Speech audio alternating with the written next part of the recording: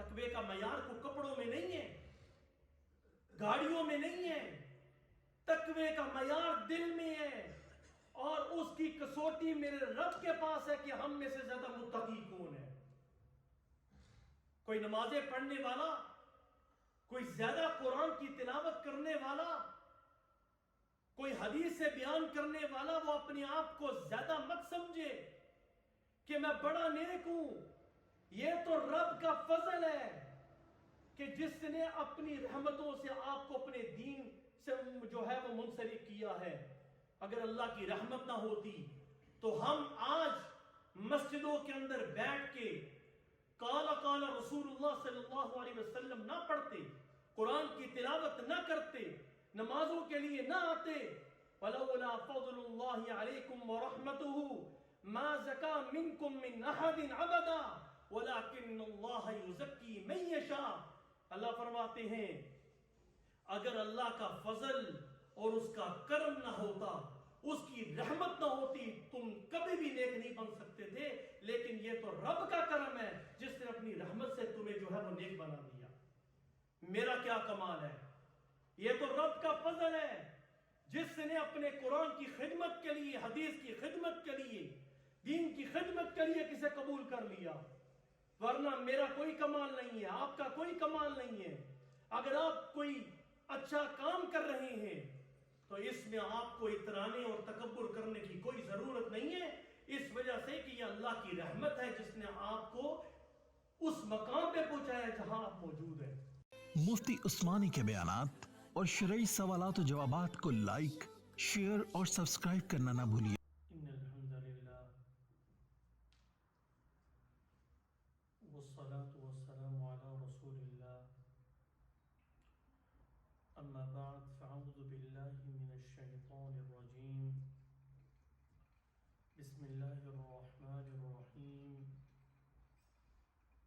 والذین جاءوا من بعدهم يقولون ربنا اغفر لنا ولإخواننا الذين سبقونا بالإيمان ولا تجعل في قلوبنا غلا للذين آمنوا ربنا إنك رؤوف رحيم۔ صدق الله مولانا العظيم۔ اللهم صل على محمد وعلى آل محمد كما صليت على إبراهيم وعلى آل إبراهيم إنك حميد مجيد۔ اللهم بارك على محمد وعلى آل محمد كما باركت على إبراهيم وعلى آل إبراهيم إنك حميد مجيد۔ حضرات محترم، بھائیوں، بزرگوں، دوستوں، نوجوان ساتھیوں،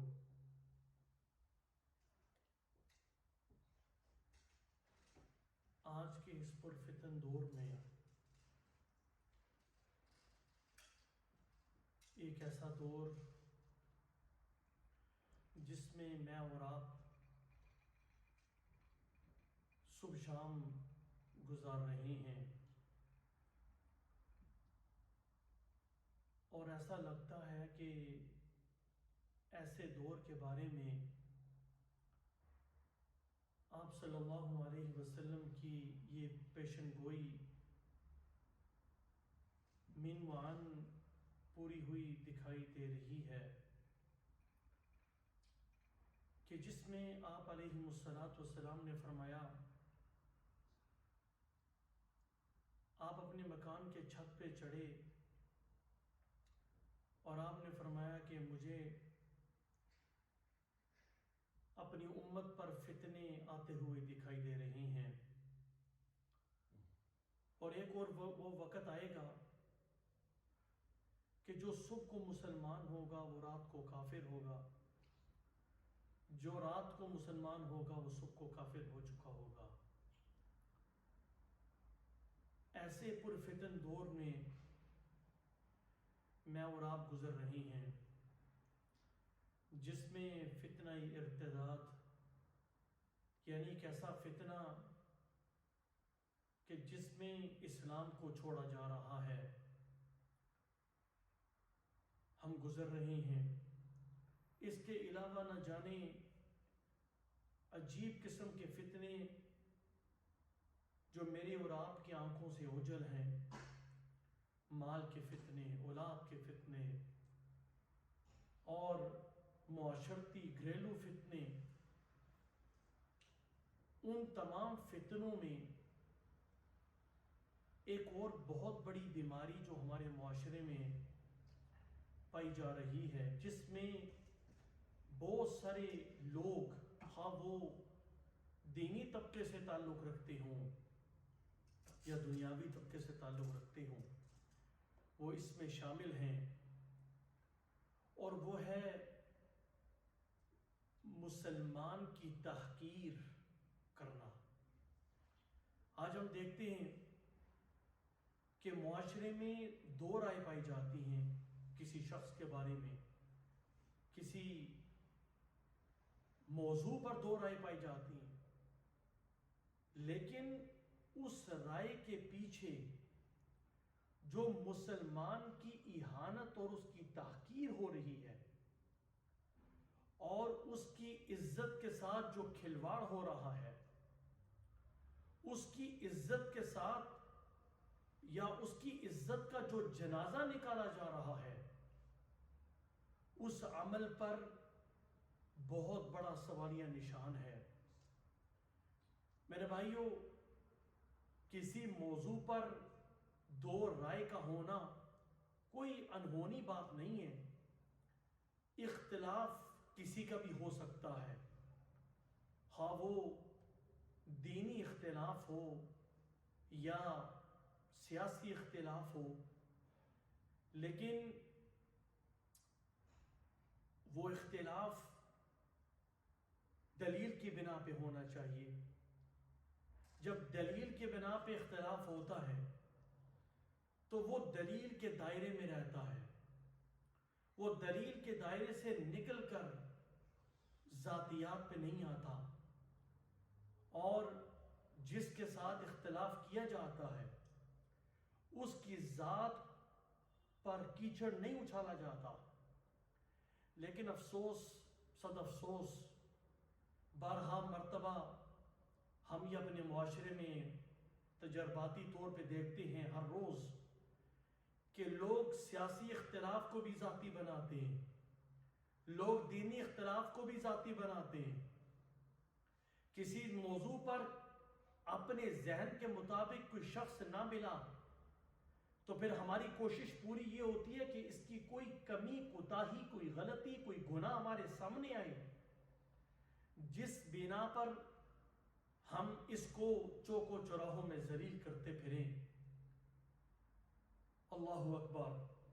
اور ہمارے اس ذاتی رنجش اور عدم برداشت کی عادت نے ہمیں یہاں تک پہنچا دیا کہ وہ شخص جو دنیا سے چلا گیا، جس سے ہمارا اختلاف تھا، وہ قبر کی پاتال میں گم ہو چکا ہے، اس کی اگلی زندگی شروع ہو چکی ہے، اس زندگی کو وہ چھوڑ چکا ہے، لیکن اس کے مرنے کے بعد بھی ہم نے اس کو نہ بخشا۔ اللہ اکبر۔ اس درجے تک ہمارا معاشرہ پہنچ چکا ہے۔ میرے بھائیوں، تحقیر خواہ وہ علم کی وجہ سے کسی کی جائے، سیاسی وجہ سے کی جائے، یا کسی اور وجہ سے کی جائے، یا مال کی وجہ سے کی جائے، اس دنیا کے اندر اللہ رب العزت نے پوری کائنات کو، پوری دنیا کو اپنی نعمتوں سے نوازا ہے۔ وَأَسْبَغَ عَلَيْكُمْ نِعْمَهُ ظَاهِرَةً وَبَاطِنَةً۔ ذہن میں رکھیے کہ نعمتوں کی ایک وہ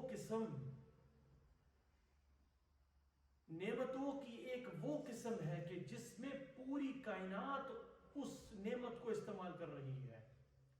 اب سورج کا نظام دیکھیے، چاند کا نظام دیکھیے، ستاروں کا نظام دیکھیے، بارش کا نظام دیکھیے، اس میں جانور کیا، پودے کیا، چرند کیا، پرند کیا، نباتات کیا، جمادات کیا، پوری کائنات اس سے فائدہ اٹھا رہی ہے۔ نعمتوں کی ایک وہ قسم ہے کہ اللہ نے جاندار سے متعلق اس نعمت کو کیا، یعنی جو حیوانات ہیں جن کے اندر اللہ نے جان رکھی ہے وہ ان نعمتوں کو استعمال کر رہے ہیں۔ پھر نعمتوں کی ایک اور قسم ہے کہ جو اللہ نے حضرت انسان کو عطا فرمائی۔ حضرت انسان کو جسم عطا فرمایا، اسے خوبصورتی عطا فرمائی، اسے مال و دولت سے نوازا، اسے جسم کی خوبصورتی، چہرے کی خوبصورتی، اسے متوازن طور پر پیدا فرمایا۔ جب اللہ نے حضرت انسان کو اتنی نعمتوں سے نوازا، پھر ان نعمتوں کے اندر بھی دو تقسیمیں ہوتی ہیں۔ ایک نعمت، اللہ نے کسی کو خوبصورت نہیں بنایا، اللہ نے سب انسانوں کو برابر نہیں بنایا، کوئی معذور ہے، کوئی چلنے سے معذور، کوئی دیکھنے سے معذور، کوئی سننے سے معذور ہے۔ کسی کو اللہ نے یہ قوت عطا فرمائی کہ وہ اس کی نظر ٹھیک ہے، وہ سن صحیح سکتا ہے، وہ چل سکتا ہے، پھر سکتا ہے، کما سکتا ہے۔ پھر اسی دائرے کو اگر آپ وسیع کرتے چلیں، اللہ نے ایک طبقے کو مال عطا فرمایا اور ایک طبقے کو اللہ نے مال نہیں عطا فرمایا۔ جس کو مال عطا فرمایا وہ صاحب ثروت لوگ ہیں، مال والے لوگ، اور دوسرا طبقہ غرباء، فقراء، مساکین کا طبقہ ہے کہ جن کو اللہ نے مال نہیں عطا فرمایا۔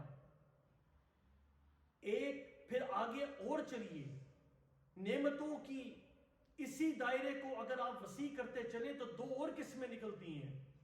ایک وہ نعمتیں ہیں جو عطائی ہوتی ہیں۔ عطائی نعمتیں وہ ہیں کہ جس میں انسان کا عمل دخل ہی نہیں ہے اس کے عمل کا، اللہ نے اس کو وہ چیز بغیر کسی محنت کے عطا فرما دی۔ اور وہ کیا ہے؟ خوبصورتی عطا فرما دی، کسی کو حسن صوت عطا فرما دیا، کسی کو خوبصورت آواز عطا فرما دی، اور اس کے اندر انسان کا عمل دخل ہی نہیں ہے۔ اور اس کی ایک دوسری قسم کسبی ہے کہ انسان محنت کرتا ہے، اس محنت کے پیچھے اللہ رب العزت اسے بہت بڑی کامیابی عطا فرما دیتے ہیں۔ ایک آدمی نے کاروبار کھولا، کاروبار جیسے ہی کھولا اس میں اللہ نے ایسی برکت ڈالی کہ وہ ملٹی ملینئر بن گیا، کروڑ پتی بن گیا۔ اب جب اللہ نے اسے مال عطا فرمایا، یہ جو تمہید میں نے شروع میں باندھی، اب میں اپنے اس مدعا بھی آنا چاہتا ہوں کہ جب اللہ رب العزت نے اسے مال عطا فرمایا، اس گروہ کو، اس جماعت کو اور انسانوں کے اس فریق کو جب اللہ نے مال عطا فرمایا تو وہ بھی امتحان ہے ان پر، اور جن کو مال نہیں عطا فرمایا ان پر بھی امتحان ہے۔ انسانوں کے یہ دونوں طبقے امتحان سے گزر رہی ہیں۔ وہ طبقہ جو مال والا طبقہ ہے وہ بھی امتحان کے اندر، اور جو غرباء، مساکین اور فقیر ہے وہ بھی امتحان سے گزر رہے ہیں۔ جن کو مال دیا، اب ان پر امتحان یہ ہے کہ جب وہ غرباء، مساکین اور فقراء کو دیکھتے ہیں، پھٹے پرانے کپڑے پہنے ہوئے ہیں، ان کے پاس مال نہیں ہے، ان کے پاس کچھ بھی نہیں ہے، رہنے کے لیے مکانات نہیں ہیں، رہن سہن کے جو فیسلٹیز ہیں وہ ان کے پاس میسر نہیں ہیں۔ اب یہ ان کو بری نگاہ سے دیکھ رہے ہیں، انہیں حقارت کی نظر سے دیکھ رہے ہیں، یہ بھی اللہ کے ہاں مجرم ہیں۔ اور وہ فقراء، وہ مساکین جن کو اللہ نے مال نہیں دیا، جنہیں غربت امتحان کے لیے دی کہ اس حالت کے اندر وہ کیا اللہ کا شکر ادا کرتے ہیں ہی نہیں، لیکن یہ غرباء، مساکین، ان کے اندر حسد پیدا ہوا، اور حسد اس حد درجے پہ چلا گیا کہ کسی طریقے سے مالدار سے مال چھین لیا جائے، اس صاحب ثروت کا مال ضائع ہو جائے۔ جیسے ہی وہ حسد کر رہی ہیں، ان کا حسد، ان کا کینہ، ان کی عداوت ان کے مجرم ہونے کے لیے کافی ہے۔ یہ دونوں طبقے امتحان میں، مال والے بھی اور جن کو مال نہیں دیا، دونوں طبقے امتحان کے اندر موجود ہیں۔ اللہ اکبر۔ جب انسان کو اللہ نعمت عطا فرماتے ہیں، ہاں وہ علم کی نعمت ہو، ہاں وہ مال کی نعمت ہو، ہاں وہ حسن کی نعمت ہو، اس پہ انسان کو تکبر نہیں سجتا۔ آپ نے دیکھا لوگ کہتے ہیں میں نے بڑی محنت کی اور محنت کر کے میں نے یہ بزنس بنایا ہے۔ اور ہرے بھائی یہ تو سوچو وہ ہمت تمہیں کس نے دی؟ اس بزنس کو بنانے کے لیے عقل تمہیں کس نے عطا فرمائی؟ اس کے پیچھے کون سی قوت کا فرما تھی جس نے تمہیں اس قابل بنایا کہ تم بزنس کرتے؟ تمہاری شاپ کے ساتھ دوسری جو دکانیں ہیں وہ دکاندار خالی بیٹھے ہوئے ہیں، تمہاری دکان پہ گاہک کون بیچ رہا ہے؟ وہ اللہ بیچ رہے ہیں۔ تو معلوم یہ ہوا جتنی بھی نعمتوں سے اللہ حضرت انسان کو نوازتے ہیں وہ من جانب اللہ ہوتی ہیں، وہ اللہ کی طرف سے ہوتی ہیں۔ انسان اس کی نسبت اپنی طرف کرنے کی جرت اسے نہیں ہونی چاہیے۔ اللہ اکبر۔ میرے بھائیوں، شروع میں نے ایک بات کہی تھی کہ آج ہمارے معاشرے کے اندر عدم برداشت کی وجہ سے حالت یہ ہو چکی ہے کہ ہم ایک دوسرے کی اہانت اور تحقیر کرتے ہیں۔ اور یاد رکھیے کہ کسی مومن کی اہانت کرنا، کسی مومن کی عزت پہ کیچڑ اچھالنا، یہ بعض اوقات انسان کے ایمان کے سلب ہونے کا بھی ذریعہ ہے۔ حجۃ الوداع کے موقع پر رسول اللہ صلی اللہ تعالی علیہ وسلم اپنی اونٹنی پر تشریف فرما ہے۔ عرفات کا میدان ہے، 9ویں ذوالحجہ کا سورج غروب ہو چکا ہے، مزدلفہ جانے کی تیاری ہو رہی ہے، اور آپ علیہ السلام اپنے مقام سے ہل نہیں رہے۔ اونٹنی جہاں تھی وہیں ہے، اور یمن کے شاہی گھرانے کے لوگ وہاں موجود ہیں، صحابہ آپ کے ساتھ موجود ہیں، لیکن آپ صلی اللہ علیہ وسلم اپنی اونٹنی کو موڑتے نہیں ہیں، وہاں سے موو نہیں ہو رہے۔ وہ شاہی گھرانے کے لوگ سوچ رہے ہیں کہ پتہ نہیں کس کے انتظار میں ہیں۔ تھوڑی دیر کے بعد کیا دیکھتے ہیں کہ حضرت اسامہ بن زید رضی اللہ تعالیٰ عنہ تشریف لاتے ہیں۔ یہ صحابی رسول ہے، زید بن حارثہ، جو رسول اللہ صلی اللہ علیہ وسلم کے منہ بولے بیٹے تھے، یہ ان کے بیٹے تھے، اور یہ آپ صلی اللہ علیہ وسلم کو بہت زیادہ لاڈلے تھے، اور ان کا لقب تھا حب الرسول صلی اللہ علیہ وسلم۔ تو یہ آئے، آپ صلی اللہ علیہ وسلم نے ان کو اپنی اونٹنی پہ سوار کیا اپنے پیچھے، اور آپ مزدلفہ کی طرف چل دیے۔ جو شاہی گھرانے کے جو لوگ تھے وہ حضرت اسامہ بن زید رضی اللہ تعالیٰ عنہ کے تعارف سے واقف نہیں تھے، اور چونکہ یہ خوبصورت بھی نہیں تھے، ظاہری حسن بھی نہیں تھا، کپڑے بھی صحیح نہیں تھے، تو انہوں نے ایک جملہ کہا، اور جملہ یہ تھا کہ کیا اس کی وجہ سے ہمیں روکا گیا، اور رسول اللہ صلی اللہ علیہ وسلم اس شخص کی وجہ سے آپ نے تاخیر فرمائی۔ طبقات کے اندر ابن سعد نے عروہ بن زبیر رضی اللہ تعالیٰ عنہ کا جملہ یہ نقل فرماتے ہوئے لکھا ہے کہ حضرت عروہ بن زبیر رضی اللہ تعالیٰ عنہ فرماتے ہیں کہ رسول اللہ صلی اللہ علیہ وسلم کی وفات کے بعد قبیلے مرتد ہو گئے یمن کے، اور یہ قبیلے کے لوگ بھی مرتد ہوئے، اور ان کے مرتد ہونے کی جو سب سے بڑی وجہ تھی وہ یہ تھی کہ انہوں نے حضرت اسامہ رضی اللہ تعالیٰ عنہ کو حقارت کی نظر سے دیکھا تھا۔ جب آپ مومن کو حقارت کی نظر سے دیکھتے ہیں اور ایمان سلب ہونے کا اندیشہ ہے، سوچئے اپنے دل پہ ہاتھ رکھ کے، آج سیاسی اختلاف کرنے والے لوگ کس حد تک جا چکے ہیں، کس حد تک جا چکے ہیں کہ جس میں مومن کی عزت کا تو جنازہ ہی انہوں نے نکال دیا اپنے اختلاف کو ثابت کرنے کے لیے۔ انہوں نے جس کا انسان تصور بھی نہیں کر سکتا. اللہ اکبر. اس کے برعکس آج ہمارے معاشرے میں یہی ہوتا ہے نا, جس نے اچھے کپڑے پہنے ہوتے ہیں, اچھی گاڑی ہوتی ہے, ہم اسے اچھی نگاہ سے دیکھتے ہیں. جس کے پاس مال نہیں ہوتا ہم اسے اچھی نگاہ سے نہیں دیکھتے. یہ ہمارے معاشرے کا معیار ہے.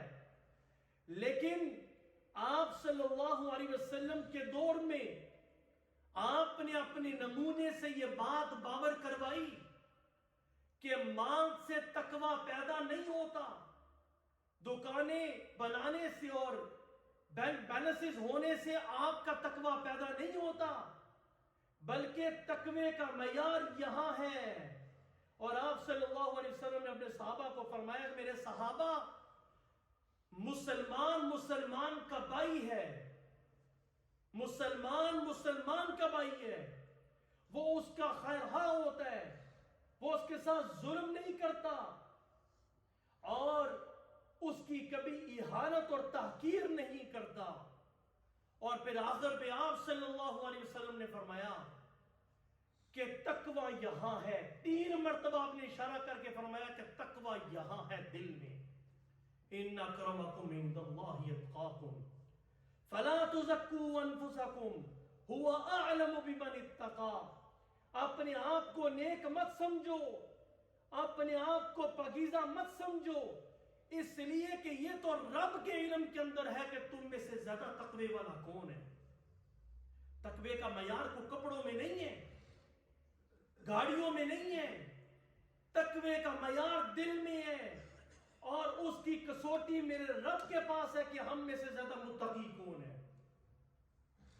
کوئی نمازیں پڑھنے والا, کوئی زیادہ قرآن کی تلاوت کرنے والا, کوئی حدیث سے بیان کرنے والا, وہ اپنے آپ کو زیادہ مت سمجھے کہ میں بڑا نیک ہوں. یہ تو رب کا فضل ہے کہ جس نے اپنی رحمتوں سے آپ کو اپنے دین سے جو ہے وہ منسلک کیا ہے.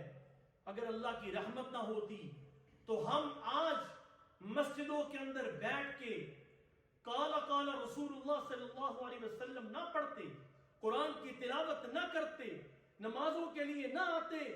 فلولا فضل اللہ علیکم ورحمتہ ما زکا منکم من احد ابدا ولکن اللہ یزکی من یشاء. اللہ فرماتے ہیں اگر اللہ کا فضل اور اس کا کرم نہ ہوتا, اس کی رحمت نہ ہوتی, تم کبھی بھی نیک نہیں بن سکتے تھے. لیکن یہ تو رب کا کرم ہے جس نے اپنی رحمت سے تمہیں جو ہے وہ نیک بنا دیا. میرا کیا کمال ہے, یہ تو رب کا فضل ہے جس نے اپنے قرآن کی خدمت کے لیے, حدیث کی خدمت کے لیے, دین کی خدمت کے لیے کسے قبول کر لیا. ورنہ میرا کوئی کمال نہیں ہے, آپ کا کوئی کمال نہیں ہے. اگر آپ کوئی اچھا کام کر رہے ہیں تو اس میں آپ کو اترانے اور تکبر کرنے کی کوئی ضرورت نہیں ہے, اس وجہ سے کہ یہ اللہ کی رحمت ہے جس نے آپ کو اس مقام پہ پہنچایا جہاں آپ موجود ہیں. حضرت ظاہر رضی اللہ تعالی عنہ, یہ وہ صحابی ہیں, خوبصورت نہیں تھے, دیہاتی تھے. جب یہ دیہات سے آتے تو دیہات کا جو مال ہوتا جو شہروں کے اندر وافر نہیں ملتا, مثال کے طور پر گھی ہوگی, ترکاری ہوگی, سبزیاں ہوگی, یہ اکثر دیہاتوں میں ملتی ہیں. یہ لے کر رسول اللہ صلی اللہ علیہ وسلم کے پاس تشریف لے آتے اور ہدیہ دیتے. اور آپ صلی اللہ علیہ وسلم شہر کی جتنی بھی چیزیں ہوتی تھی آپ اٹھا کر ان کو دیتے جو دیہات کے اندر نہیں ہوتی تھی. اسی وجہ سے آپ نے فرمایا ان ظاہرا بادیتنا ونحن حاضروہ. ظاہر رضی اللہ تعالیٰ عنہ ہمارے دیہاتی ہیں, ہمارے دیہات ہیں, ہم ان کے شہر ہیں. کیونکہ وہ چیزیں منتقل ہوتی تھیں دیہات سے شہر میں اور شہر سے دیہات میں. ایک مرتبہ یہ دیہات سے چیزیں لے کے آئی تو شہر کے اندر آپ صلی اللہ علیہ وسلم موجود تھے, یہ دیہات کی چیزیں بیچ رہے تھے شہر میں. آپ صلی اللہ علیہ وسلم پیچھے سے تشریف لے آئی, آپ نے ظاہر کی آنکھوں پہ ایسے ہاتھ رکھ دیے, ہاتھ مبارک, اور پہلے تو وہ تھوڑے سے ہلے, پھر محسوس ہوا کہ تو جسم رسول اللہ صلی اللہ علیہ وسلم کا جسم ہے, آپ کا جسم اثر میرے جسم کے ساتھ لگا ہے. اور آپ صلی اللہ علیہ وسلم نے اپنا سینہ ان کے پیٹھ کے ساتھ لگایا تو حضرت ظاہر نے اپنی جو کمر ہے وہ رسول اللہ صلی اللہ علیہ وسلم کے جسم کے ساتھ چپکا دی. اور آپ صلی اللہ علیہ وسلم نے فرمایا کہ اس غلام کو کون خریدے گا؟ تو حضرت ظاہر رضی اللہ تعالیٰ عنہ نے کہا کہ اللہ کے رسول، اس بے قیمت غلام کو کون خریدے گا جس کے پاس نہ کوئی مال ہے، جس کے پاس نہ کوئی دکان ہے، جس کے پاس نہ کوئی کپڑے ہیں، پھٹے پرانے کپڑے لے کے میں کمائی کرتا ہوں. اے اللہ کے رسول، اس کی کوئی قیمت نہیں ہے.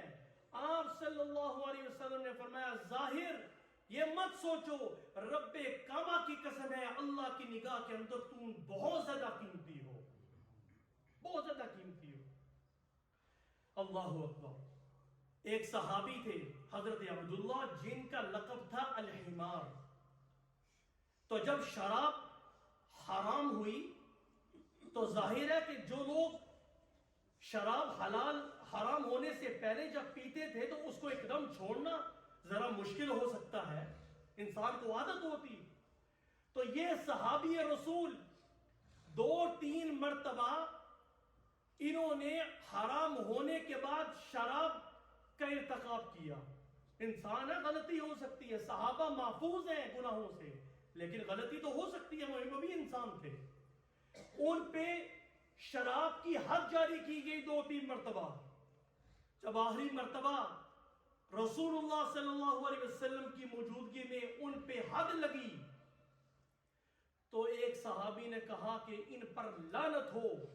تیسری مرتبہ، دوسری مرتبہ ان کو شراب کی وجہ سے یہاں لایا جا رہا ہے. تو آپ صلی اللہ علیہ وسلم نے فرمایا کہ ان پر لعنت نہ بھیجو، میں اس خدا کی قسم اٹھا کر کہتا ہوں جس کے قبضہ قدرت میں نہ محمد کی جان ہے. آپ نے فرمایا کہ اس کے سینے کے اندر اللہ اس کے رسول کی محبت پائی جاتی ہے.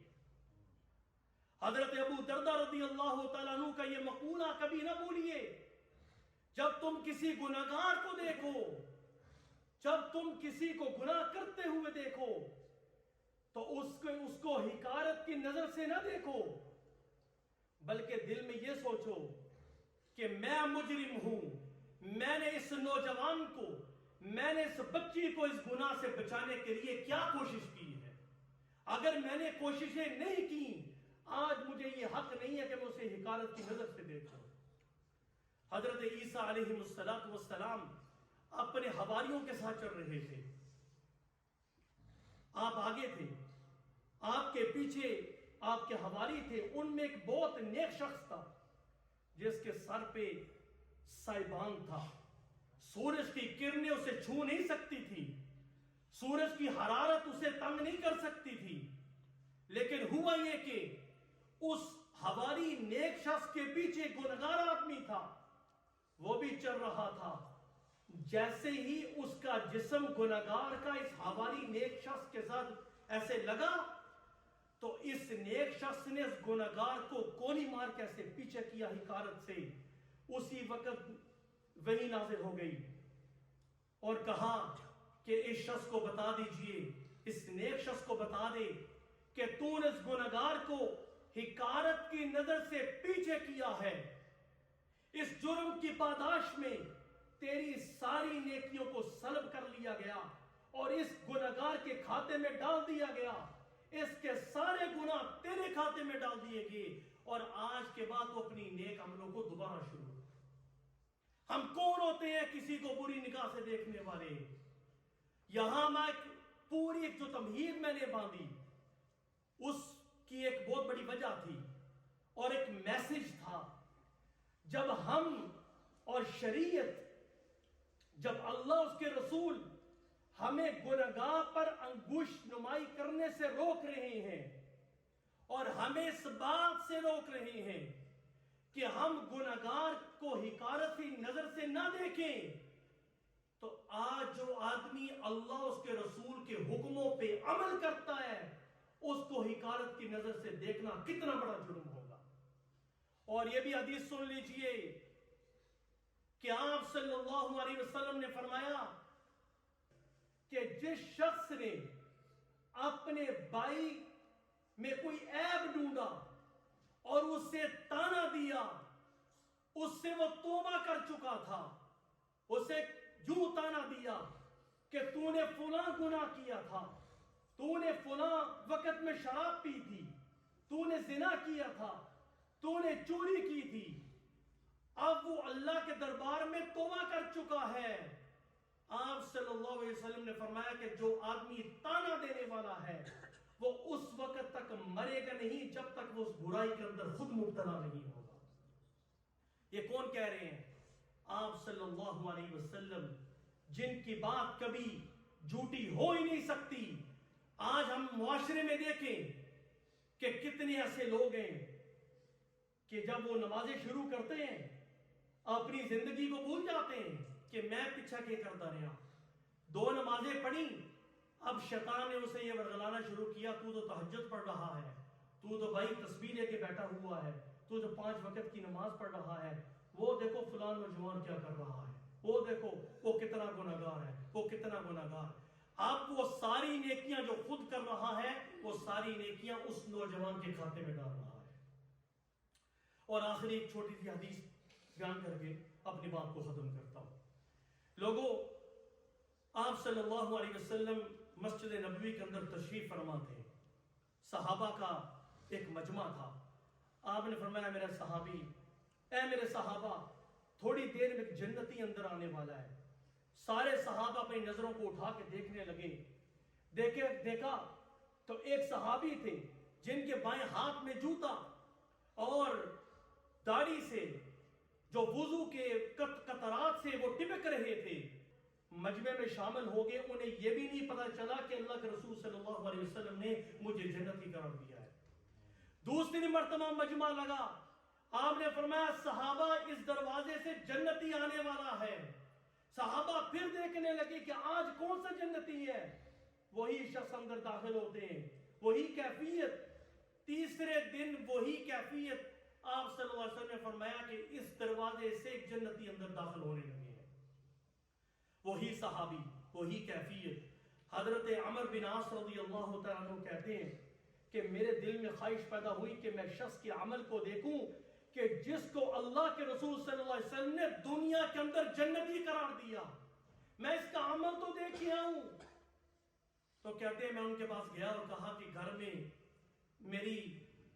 میں جو ہے وہ کچھ چکرش ہو گئی ہے جس کی وجہ سے میں 3 دن آپ کے ساتھ رہنا چاہتا ہوں. کہتے ہیں میں 3 دن ان کے ساتھ رہا.